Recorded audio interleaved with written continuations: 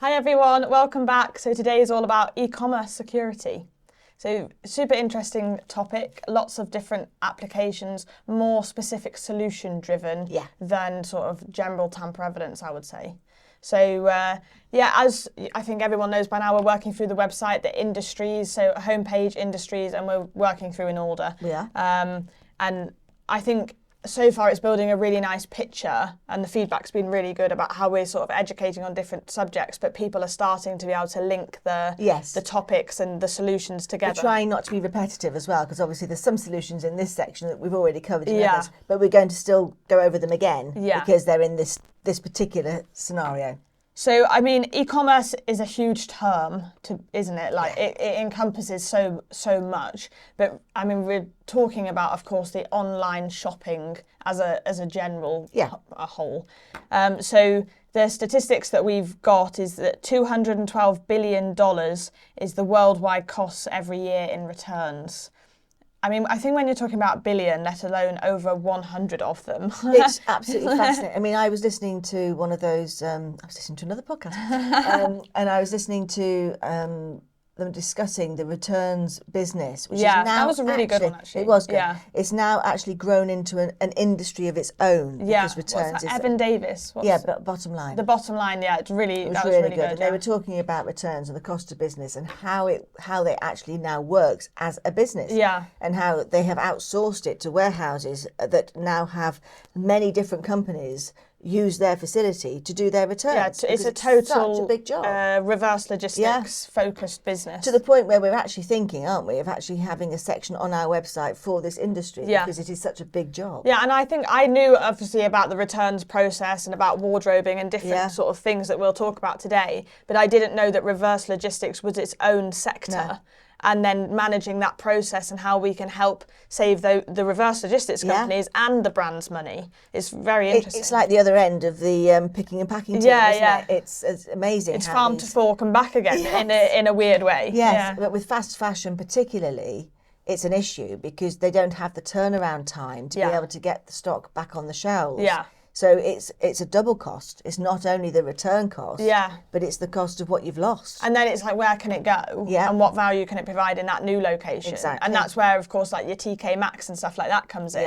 And it's like, how do we manage that process? And also know that, okay, if I've now got a Ralph Lauren jumper that's going into the TK Maxx gold label, how is that genuine or not? How do I know? How do I protect it? And that's what we're going to sort of talk Absolutely. about. But it is a huge business. So I think if you were looking at e-commerce as a sector to develop yourself within your business, you've got the opportunity of the straightforward, we all think about it, Amazon, and all the nice high street stores, but you've also got the other end as well, which is now a business which is quite easy to find online. Easy to find and a lot more untapped in the sense that it's obviously massively growing. And have an issue. And they've got a problem that needs solving. They don't have the traditional issue, but they have an issue. But we're going to cover that anyway. But I do think it's fascinating how this market has grown, and I think exponentially. Because I think e-commerce, of course, we all know that it's been growing exponentially, but the reverse logistics side is something that you kind of forget about. Well, you're rubbish at returning. Yeah, I am. I just keep it and then give it to charity shops. It's easier. So I, on the other hand, have got really good now because they come and collect it from outside. Oh, see, they're spoiling you there. Yeah. Works for me. Yeah. So, I mean, super interesting. Another sort of scary statistic that we've got is 10% of people admit to wardrobing every year. So wardrobing is when you buy something, you go out to the pub or to work or whatever in like your new jumper, and then you go, oh, I don't really like it, or I can't really afford it, and then send it back. So you've used it, but then send it back and get your refund. And obviously at that point, it's probably damaged, got muck on, something's happened to it. Yeah. So, I mean, even if you think it's clean, it's probably that they wouldn't give you the money back at that stage. Because they can't prove that you've worn it. My understanding of wardrobing was where people just put something on, took a photograph of themselves and then put it on Instagram or just anywhere they wanted. And they're really then levelling it up. I didn't actually realise people went out in the items of clothing. To work. Like, what? No. And just leave the label in. But don't people take the mickey?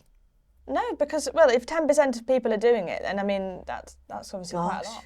So, I mean, in an office, you've probably got two people that can, like, think it's funny. And it's not funny. It's crazy. Goodness. So we have a solution for that, which we will tell you about. And then we've got that there's 2.64 billion digital buyers active every year. So it's a huge pool. Every year. Yeah. Probably a lot more than this now, actually, but it makes up over 30% of the world's population. So, I mean, it's just vast, isn't it? It is, and as you say, it's going to get bigger as other countries around the world get more technologically aware. Yeah. There's going to be, I mean, the idea of is it BRIC? Brazil, and Brazil, Russia, India, China, yeah. Those countries developing countries are developing. They see development not just by technology, but a great deal of it is by technology and infrastructure. But I mean, I think it's difficult to remember the scale of how things happen because I was watching that programme, I like these, Inside Costco, Inside Tesco, and the Tesco one was on the other night, and it's millions of sandwiches and meal deals are sold every day. Yeah. And you just think, okay, let alone Marks's, Sainsbury's, everywhere else, millions of sandwiches every day. And they never have what you want when you're there. It's just it's just unbelievable, like the scale of how everything works and how many people there are. Yeah. It is really quite amazing. So then if you think about how many people are buying trainers, how many people are buying jeans, jumpers, t-shirts, and then if we go, we've got like the active wear, we've got business wear, we've got each different sport. Absolutely. Like, it is so vast when you start to piece it together. Yeah. And I think you could really even go so focused, like I'm going to protect ski boots and make sure that we don't have any problem with counterfeit ski boots. Yeah. And you could either choose to keep choose it your broad hobby, and focus on my that. new hobby. So, but Tamworth is not really like your go-to ski destination. But yeah, I mean, it's absolutely vast. I think it's really good industry to focus on. There is a huge need for tamper-evidence. There is. And there's a huge need for cost savings due to the fact it's so competitive environment. Yeah. So anywhere we can reduce loss, reduce shrinkage, counterfeit. And there's many opportunities to sell in because you've got the manufacturer of the goods who have got a vested interest in their goods being protected. But if they're selling, as you would say, billions, they're not so bothered, really, if a few get lost along the way. Yeah. So then you get to the store or the warehouse, then you get to the store. Once you've got to the either virtual store or the reality of the bricks store, those people have an interest as well. Well, I was actually having this conversation the other day with a customer, just sort of explaining, okay, the PlayStation 5 scandal, when the PlayStation 5s came out and they were being replaced with boxes of cereal. And we were saying, well, if PlayStation... If PlayStation had just put a tamper-evident label on the box, it wouldn't have been a problem. So the PlayStation sort of effect on this problem was a brand image problem. Yes. Because obviously it doesn't look very good that your customers aren't getting, and then they're going to be cross. And then potentially they'll look at an Xbox or something else. Mm-hmm. I'm not really in this gaming world, so I know it's a bit more complicated than that. But it doesn't look good on the brand. No.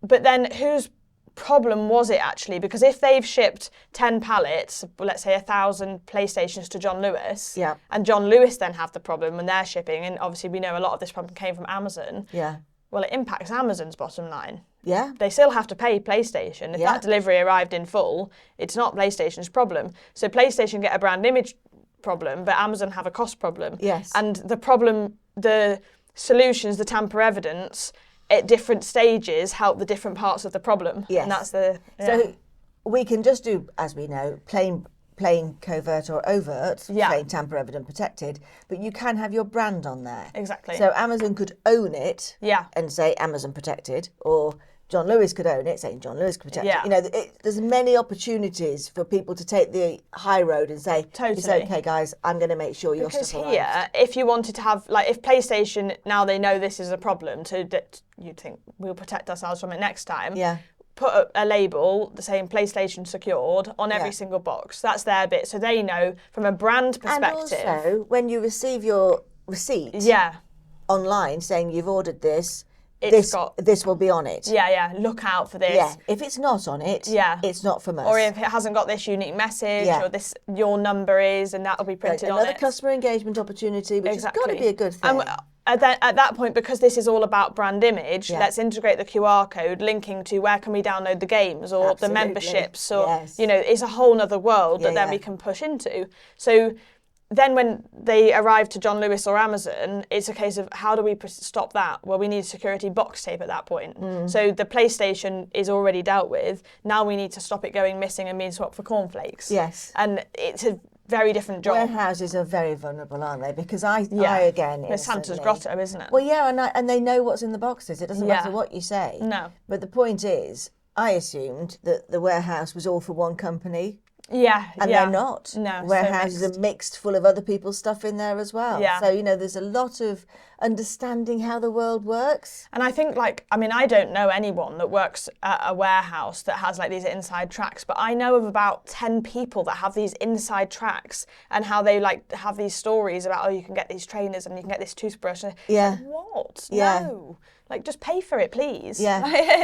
Yeah. And if so many people have got these sort of inside routes to get, rejected stock or whatever they put it down to. There was a dent on my fridge door, so now you can have this white good for, Yeah, and actually it's perfect. Yeah. So what we need to do is make sure that tamper evidence is touching the right bit of the chain, but then talking to whoever. So PlayStation, it's about the brand identity and brand image, whereas for John Lewis and Amazon in this case, it would all be about securing the boxes and stopping the theft. Yes. And it is a same solution, but different application. The trust with them. Exactly, yeah.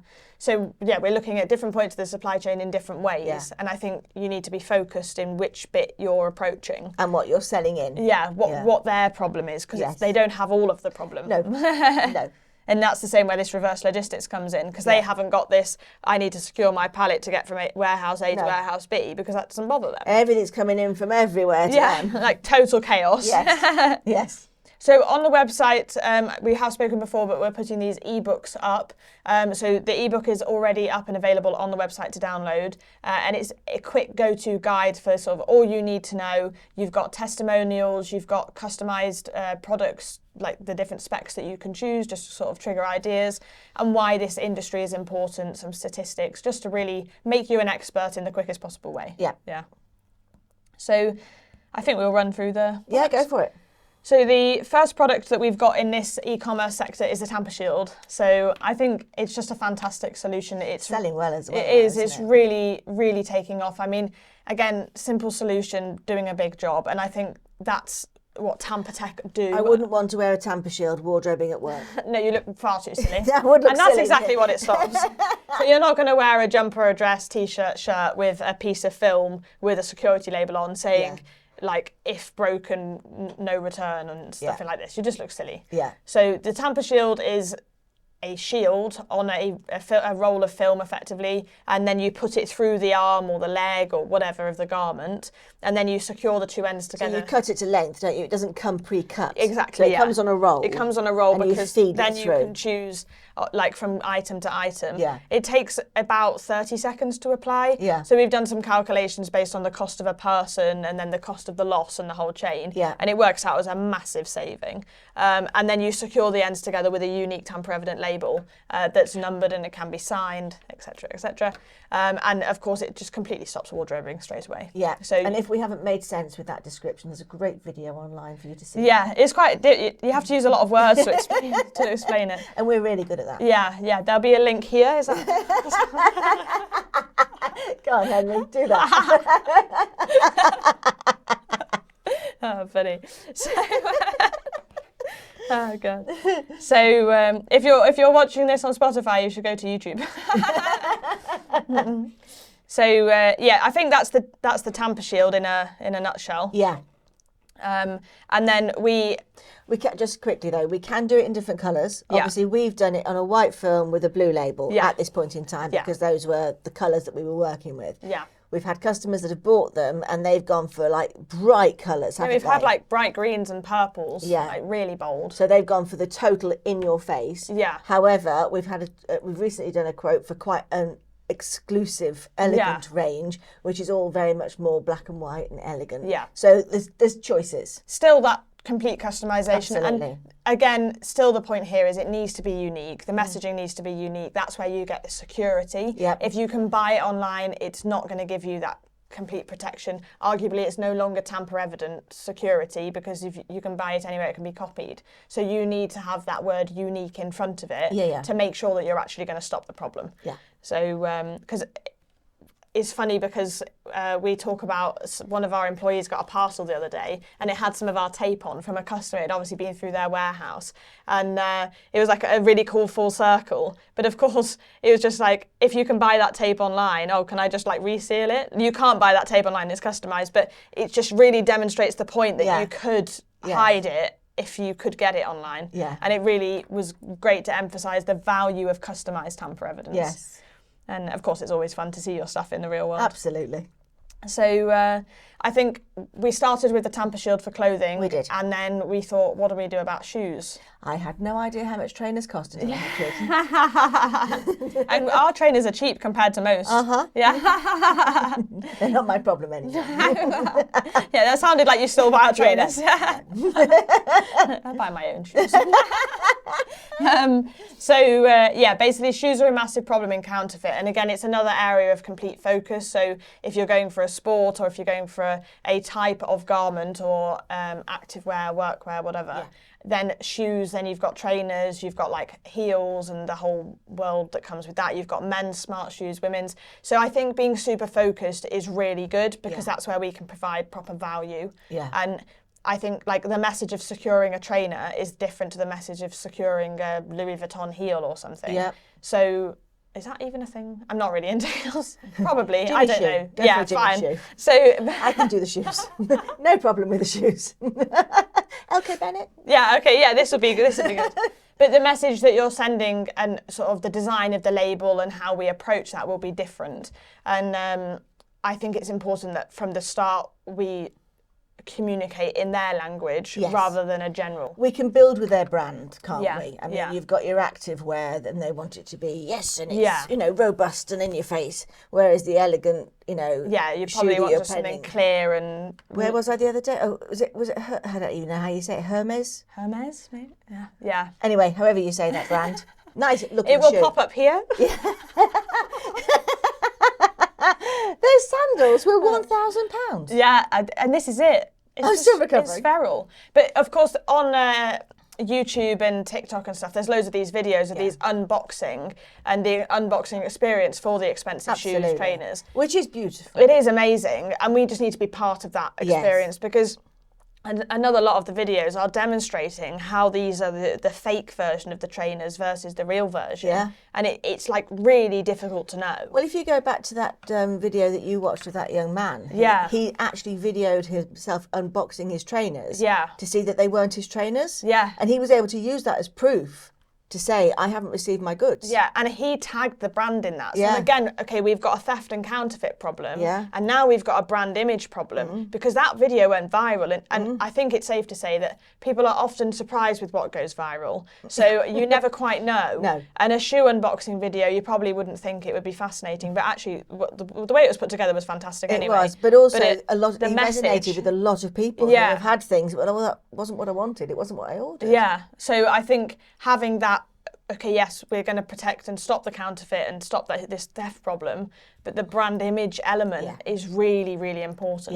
Yeah. No, I think particularly on trainers, because that's an everyday purchase that a lot of people are spending that sort of money on. Yeah. And it's, it ranges from £100 to over thousands, doesn't it? Yeah. The label that we have got on the website is quite a simple solution. Very, and can be very difficult to get to that.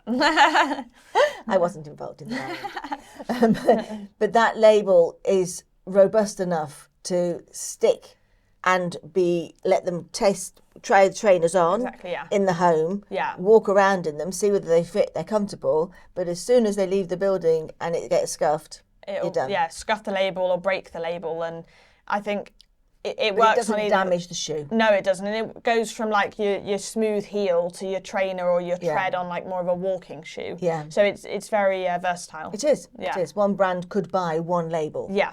Yeah. So I think in this e-commerce sector, we've focused very much on the world of clothing and apparel. Yeah. But I think then, of course, it's not just that's in this sector. And so it doesn't matter what you're securing, we've got the paper tamper-evident tape. Yeah. And whether it's going in a bag, like a paper shipping bag, a compostable shipping bag, or a box, then we've got the paper security tape to secure the box. Fit in with a sustainable story then, can't we? And again, that's for hand application or semi or fully automated lines. It works the same as the box tape you all know and love from Tampertech. So completely unique solutions, but again, integratable with, well, I say seamless. It's very easy, and we're here to help at the end of the day. Yeah, we're not bringing in any change actually. No. There's no barriers for that. No. It's literally just taking one roll of tape out of the picture and putting another roll of tape in. Yeah, and we're here as technical support anyway, so it's no problem. I mean, if you need a separate, a specific width or a specific length. Yeah, so and we're going from 27 millimeters wide up to the widest one we've done so far is 200 millimeters wide. I'm not sure why you need a tape 200 millimeters wide. I still haven't quite worked that out. Isn't it? Yeah. So I mean, the most sort of common / popular is the 30 mil for the pallet tape, and then you've got your 50 mil that everyone knows and loves, and then your 70 mil, and that's generally your 70 mil or 75 mil wide tape is for where people have been burnt in the past from not having enough tack on the glue. Right. And it's just a more surface area because more stick. That's the kind of their method. But of course, when we start to look at tamper evidence and we put a lot of glue on, and it's a very, very sticky adhesive. Yes. So then we say, well, why don't you just try the 50 mil one? We also do different voids, don't we? We do a reverse void, which can have a different effect as well. Yeah, so it depends on like how easy you want that release to be. So some people like it really difficult to tear the board or the bag, and some people like it really easy, so they get this super crisp message. I would choose that because it looks really nice. I have to say, I think the paper particularly does that beautifully. It's really good. Is that a full reverse void on the paper? Most of the time, yeah. So, and again, that's all different colours. So my favourite is the bright green. It's a really nice colour. It's stunning, isn't it? Yes. But again, we would just integrate with the brand. So some wants to have the brown. The brown paper tape is great because it's just like craft tape. Yeah. So it's very little on the eye, but it's tamper evident. And again, completely customised. So what we say with paper is if you're doing sort of a within your country shipment, use the paper. If you know that it's going to be inside most of the time, paper's great. But generally, as you wouldn't use a paper bag if you're going to ship across the world and you don't, know what's going to happen. Yeah. We wouldn't recommend a paper tape on the basis that if you're going to leave it out in the pouring rain, a plastic will repel. And if it's going to get handled by many people as well, because I mean, I get deliveries, obviously I get deliveries, and often because I'm not at home, they're put in a plastic bag, although they've been in paper inside. So I feel like, yeah, there's pros and cons, and I think that's the importance of understanding the parcel journey and offering the customer a unique solution for what they need. Absolutely. And when they know that it's easy, if they've got a load of goods that they know is going to be going to Australia from the UK, for example, then we'll put the plastic one on the line. And if we know that they're all going, to Devon, then we'll put the paper one on. Yeah. Or even within Europe, we can use the paper one. It's very, very strong. Yes. But it's just important to be aware of the bigger picture, I think. Yeah. And nice to have choice. Yes, always. So, the last sort of part of it is about returns fraud, which obviously we touched on at the beginning. And I think with the Bottom Line podcast recently talking about it, and the topic is a lot bigger than I definitely thought it was. Definitely. And I think I always thought that the problem was at the front end. So like we've got wardrobing, or if we order a phone or something and then we pretend we send it back but we keep it. And this is like the front end of the problem. There's a whole other world going on at the other side. Yeah, it's absolutely fascinating.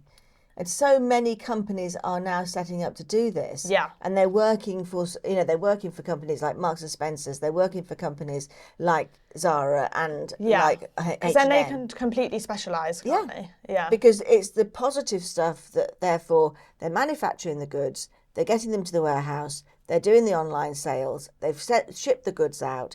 There are ways of returning your goods. You can take them to the store. You can take them to the post office return them to their zone. So you've got opportunities to return things. If they return into store, they go on a different journey. Yeah, and it's kind of more manageable because generally they would already have that jumper. They could hang it back up. So and there's a quicker opportunity for them to get, as you say, back out on the shop floor. Yeah. But if they're going to go through the other journey where they're going to get slowed down, I mean, there was one chap talking about he had a company set up that sells things for less than £5. Yes, yeah. There's no value in him having things back.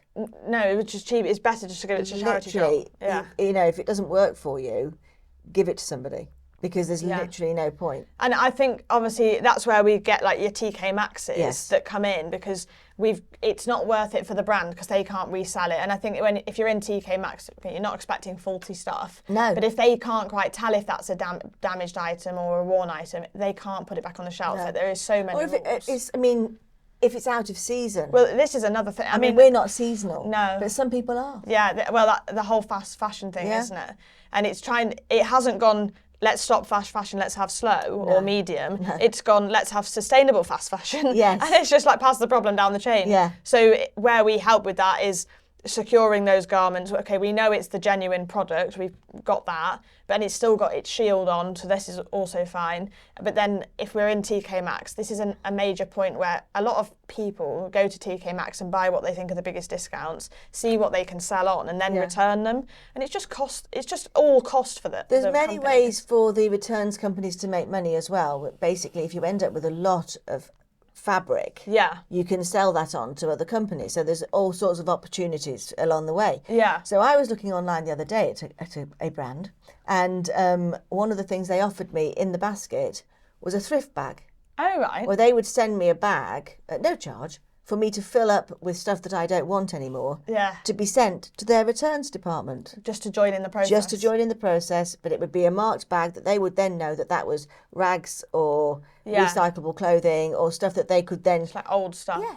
That's so good. It's another route to market for them. Yeah. It means that I don't have rubbish in my wardrobe, which I do have, and they got it, and it was being recirculated. It's good, that. But there's a lot of companies now. I mean, obviously, there's a lot of people need a lot of clothing around the world, or the rest of it, and these companies are definitely. The fast fashion are literally saying, send us stuff you're not wearing, we will circulate it. Yeah. We have the route to market for that. Yeah. And I think that's really good. That's very responsible. It really is. Yeah. And so these solutions and integrating the tamper-evidence through these processes means that they're not getting nothing in the returns. They're getting the item to then go and do the good with. Yeah. And either keep their profits or go and help, kids or families that don't have what they need. Yeah. So it's a much bigger picture. It's really good. Yeah, it's really good.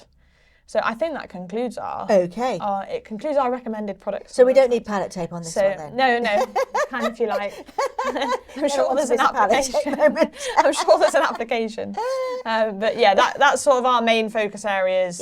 And 4 main products. Yeah. So thanks for listening, and we'll see you soon. Cheers.